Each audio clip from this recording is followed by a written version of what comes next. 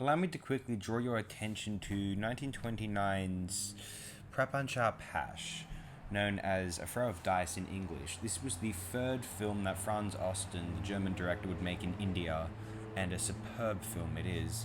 I'm going to read out to you some information which is from indiancine.ma regarding this film. The third Austen-Ray collaboration, Prem Sanyas 1925, Shiraz 1928, the latter also subtitled Romance of India, no longer used existing kings addicted to gambling. Ranjit, Roy, and the evil Sohan, Rai, also vie for the same woman, Sunita, Sita Devi, Kanwar the hermit's, Gupta, daughter. Ranjit loses his kingdom and his love and becomes Sohan's slave through a crooked game of dice. The conflict is eventually resolved when the trickery is exposed and Sohan plunges to his death from a cliff after the people, led by Ranjit, revolt. The happy ending is sealed by a passionate kiss between the lovers. The lavish production with art direction by Pramod Nath uses over 10,000 extras, 1,000 horses and 50 elephants, benefiting from the largesse of the royal houses of Jaipur, Udaipur and Mysore. Unusually, star and producer Rai played the villain. The German release was longer at 8,277 feet. The print of the NFAI is 6,694 feet.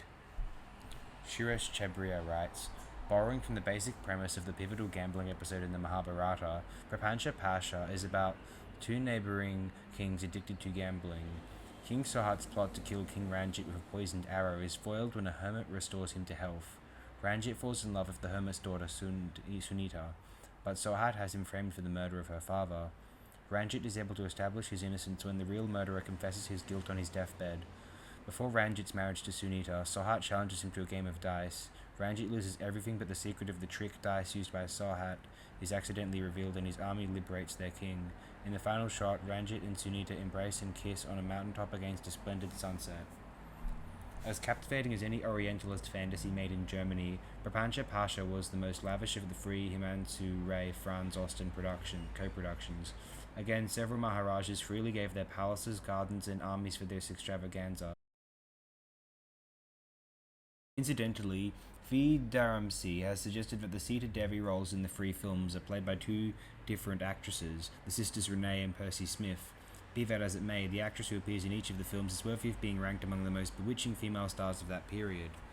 Certainly is that. Very striking lady. Later, Satyajit Ray was to recall the film with the following remarks. How wonderful to be able to see today, 50 years after it was made, a print of A Throw of Dice that looks as if it was shot yesterday on the finest grained panachromatic stock. That the story is a cross between 1001 Nights and the Mahabharata is beside the point. What is important is that the people involved in its making, Indian and Germans, realized the need for preservation, which makes it possible for us to see it now in its historical perspective. From Suresh Chabria, edition Light of Asia, Indian Silent Cinema, 1912 to 1934, New Delhi, Neogi Books / Pune, National Film Archive of India, 2013, pages 63 to 64. Okay, so that's what this text is sourced from. This text, which I'm reading out from indiancine.ma. It is from the Light of Asia, Indian Silent Cinema, 1912 to 1934, which Suresh Chabria is editor of, as you just heard. Fantastic. Couple of reviews in the Guardian. I believe one's the Australian Guardian, but from the UK one, Peter Bradshaw. He was a rare and fascinating gem, a lovingly restored version of an Indian silent movie from 1929 in honour of the 60th anniversary celebrations of Indian independence.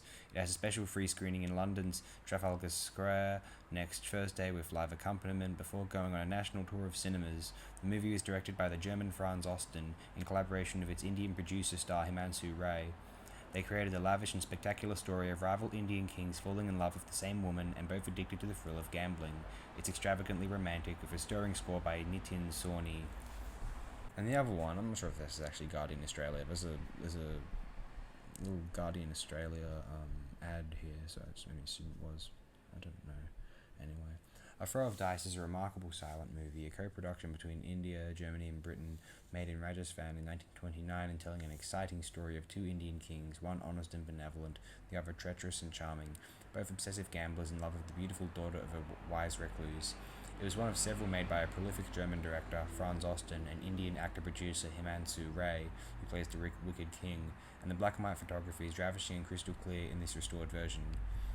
cinematographer is Emil Schönemann. It's on Wikipedia now. Looks as though I don't think he was a cinematographer on the previous two films, Shiraz and Light of Asia, but he's credited here for The Throw of Dice. It seems as though Schönemann was also one of the cinematographers on Shiraz, along with one Henry Harris, according to the Wikipedia article. Anyway, let's continue the Philip French piece on Throw of Dice.